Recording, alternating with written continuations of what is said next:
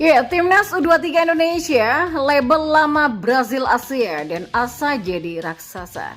Pengamat sepak bola Australia ini akhirnya tak malu akui kalau Timnas Indonesia sudah lampaui negaranya di Asia. Begini katanya. Ya, simak lengkapnya hanya di Kamus Bola. Untuk Anda bersama saya.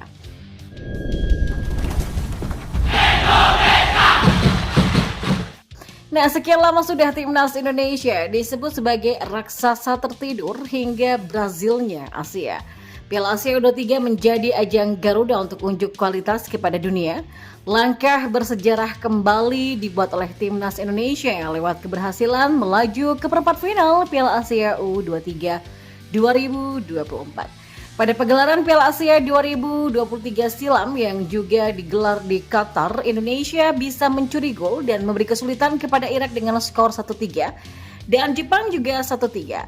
Di antara dua laga itu, skuad Garuda menuai kemenangan berharga atas sang rival Asia Tenggara Vietnam dengan skor 1-0. Ya, perjalanan Indonesia kala itu mentok di 16 besar usai takluk 0-4 dari Australia, kendati tampil menyengat pada babak pertama. Langkah bersejarah itu lantas diulang adik-adik di Timnas U23 Indonesia yang mentas dalam Piala Asia U23 2024 Qatar. Kiprah Timnas Indonesia di level senior ataupun kategori usia ini pun mengapungkan kembali embel-embel besar pada masa silam. Indonesia benar-benar merupakan Brazilnya Asia, kata Sekjen AFC pada tahun 1998 Peter Velapan. Mereka bermain dengan kecerdasan dan bakat unik di belahan dunia ini. Talenta di Indonesia juga lebih bagus dari Korea ataupun Jepang. Namun mereka tidak punya organisasi dan kemauan untuk memberantas korupsi, kata Peter Velapan lagi. Di sisi lain, Ben Griffiths yang merupakan pengamat sepak bola asal Australia juga terang-terangan mengakui kualitas Timnas Indonesia telah meningkat. Pujiannya terhadap skuad Garuda itu ia tuliskan di media sosialnya tak lama setelah Timnas Indonesia U23 meraih tiket ke perempat final Piala Asia. Seperti diketahui, Timnas Indonesia menjadi sorotan banyak penggemar sepak bola seluruh dunia usai tampil impresif di Piala Asia U23. Keberhasilan Timnas Indonesia di Piala Asia U23 mendapatkan banjir sorotan dari banyak penonton, bukan hanya di tanah air tapi juga di luar negeri.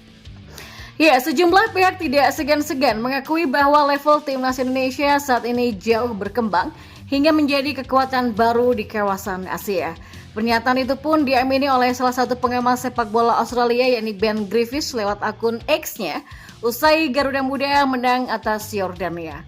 Ben Griffiths di akun X-nya menganalisis permainan Timnas Indonesia U23 yang melibas Yordania di fase grup A Piala Asia semalam. Dalam analisisnya itu terlihat Timnas Indonesia U23 cukup mendominasi Yordania, mulai dari penguasaan bola sampai total serangan.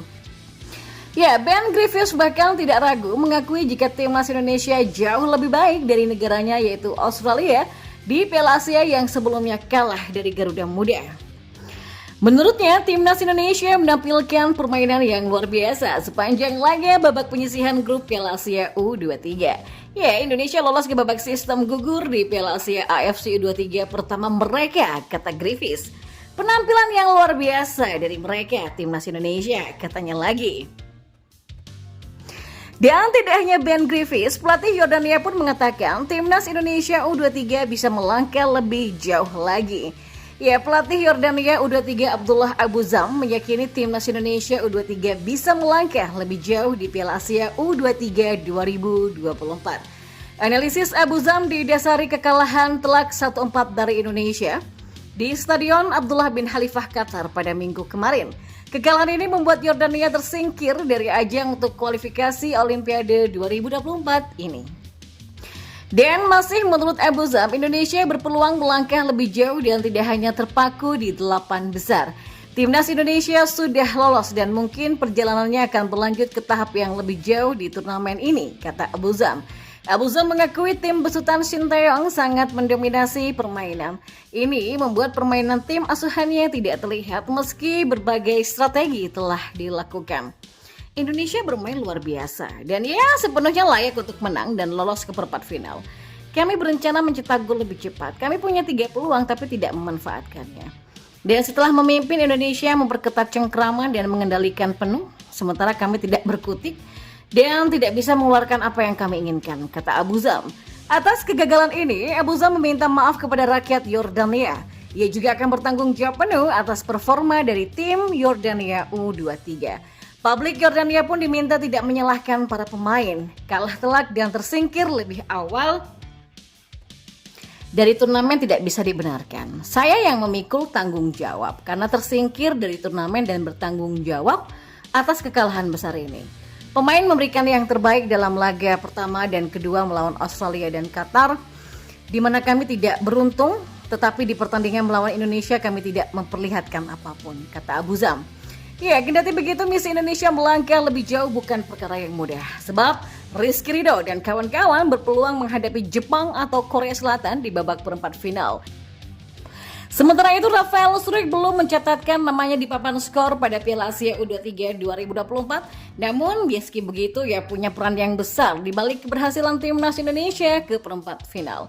Struijk menjadi salah satu pemain yang berkiprah di luar negeri yang bisa ikut membela timnas Indonesia di ajang Piala Asia U23. Selain usianya masih baru 21 tahun, dia juga mendapatkan izin dari pihak klub untuk tampil di turnamen ini. Dalam 3 laga di fase grup, Struijk selalu menjadi pilihan utama Sinteyong. Struijk lalu menjalankan perannya sebagai pemain depan dengan cukup baik. Dia adalah sosok yang rajin membuka ruang, ia tidak terpaku pada formasi di atas kertas yang kadang-kadang menempatkannya sebagai ujung tombak. Struijk menjalani peran false nine sehingga hal tersebut cukup membingungkan lawan. Dengan Struijk bergerak bebas, utamanya di sisi lapangan, pemain-pemain yang ditugaskan untuk menjaga Struijk pun kesulitan untuk terus memantau pemain yang lahir pada 27 Maret tersebut.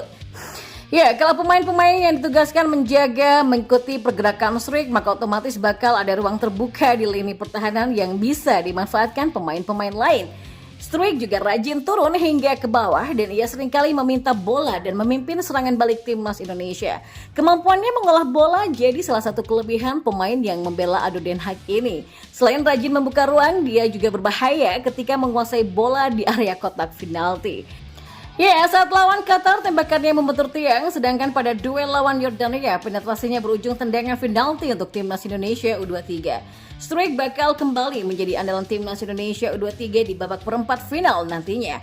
Pergerakan-pergerakan miliknya turut membantu alur bola dan serangan timnas Indonesia U23 menjadi semakin lancar.